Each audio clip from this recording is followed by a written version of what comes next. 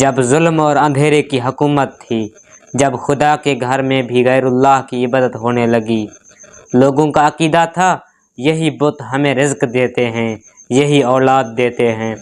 زندگی ایسی تھی جہاں معصوموں پر ظلم کی انتہا تھی۔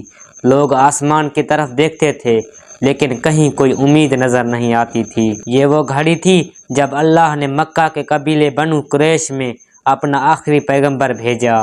لوگ کہنے لگے یہ کہہ رہا ہے کہ وہ اللہ کا نبی ہے اور ہمارے سارے بت بیکار ہیں۔ وحی کی روشنی پھیلانا شروع ہوئی۔ اللہ کا جواب اس کے رسول صلی اللہ علیہ وآلہ وسلم کے ذریعے دشمنوں کے منہ بند کر رہا تھا۔ لیکن کیا آپ جانتے ہیں اس روشنی کا طلبگار صرف انسان نہیں تھا، کوئی اور بھی تھا جو اس ہدایت کا پیاسا تھا، ایک ایسی جماعت جسے انسانی آنکھ دیکھنے سے قاصر تھی۔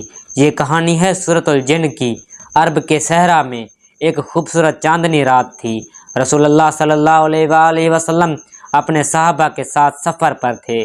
لوگ حیران تھے، یا رسول اللہ چاند زیادہ روشن ہے یا آپ کا چہرہ؟ جب آپ صلی اللہ علیہ وآلہ وسلم مقام عکاظ پر رکے، فجر کا وقت ہو گیا، صحابہ نے آپ کے پیچھے نماز کا اہتمام کیا۔ آپ صلی اللہ علیہ وآلہ وسلم نے قرآن کی تلاوت شروع کی اور ٹھیک اسی وقت جنات کا ایک گروہ وہاں سے گزر رہا تھا۔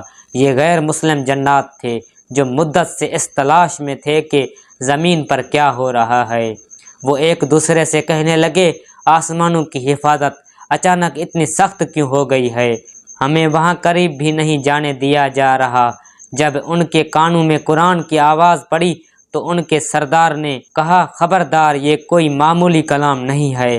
اسی لمحے جنات کا یہ گروہ ایمان لے آیا۔ وہ واپس اپنی قوم کی طرف لوٹے اور انہیں پکارنے لگے، ہم نے ایک عجیب قرآن سنا ہے، اب ہم کبھی بھی اللہ کے ساتھ کسی کو شریک نہیں ٹھہرائیں گے۔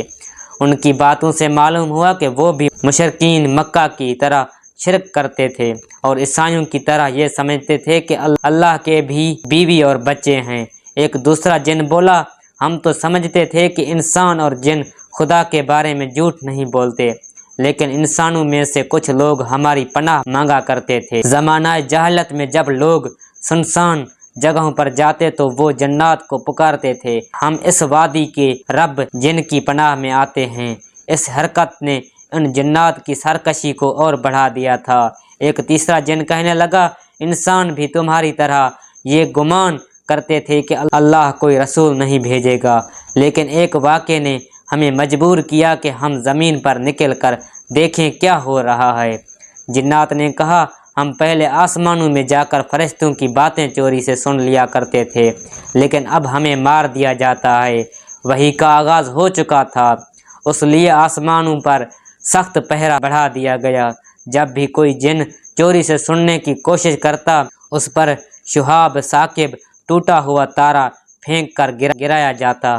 یہی وہ حیرت انگیز تبدیلی تھی جس کی تلاش میں وہ بھٹک رہے تھے، اور اسی تلاش میں انہیں رسول اللہ صلی اللہ علیہ وآلہ وسلم کے پیچھے قرآن سن کر ہدایت مل گئی۔ حضور صلی اللہ علیہ وآلہ وسلم کو اس سارے واقعے کا علم نہیں تھا، یہاں تک کہ اللہ نے وحی نازل کی اور سورۃ الجن کی پہلی 15 آیات میں جنات کا یہ سارا قول نقل فرمایا، جسے قیامت تک کے لیے قرآن میں محفوظ کر لیا گیا۔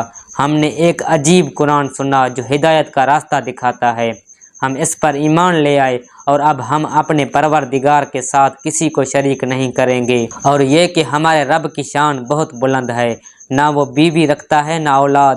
ہمارا گمان تھا کہ انسان اور جن اللہ پر جھوٹ نہیں بولتے ہوں گے، مگر ان کی پناہ مانگنے سے ان جناتوں کی سرکشی اور بڑھ گئی تھی۔ ہم نے دیکھا کہ آسمان کو مضبوط چوکیداروں اور انگاروں سے بھر دیا گیا ہے، اور اب جو چوری سے سننا چاہے تو اپنے لیے جلتے ہوئے انگارے کو تیار پاتا ہے۔ ہم میں بعض نیک ہیں اور بعض دوسری طرح کے نافرمان، ہمارے کئی طرح کی مذہب ہیں۔ ہم سمجھ چکے ہیں کہ ہم زمین میں کہیں بھی چلے جائیں، ہم اللہ کو ہرا نہیں سکتے اور نہ اس کو تھکا سکتے ہیں۔ جو رب پر ایمان لاتا ہے اس کو نہ نقصان کا خوف ہے نہ ظلم کا۔ تو جو فرما بردار ہوئے وہ سیدھے راستے پر چلے، اور جو نافرمان ہوئے وہ دوزخ کا ایندھن بنے۔ جزاک اللہ خیر۔ اگر آپ کو یہ ویڈیو اچھی لگی تو اسے لائک، سبسکرائب اور شیئر کرنا نہ بھولیں۔ شکریہ۔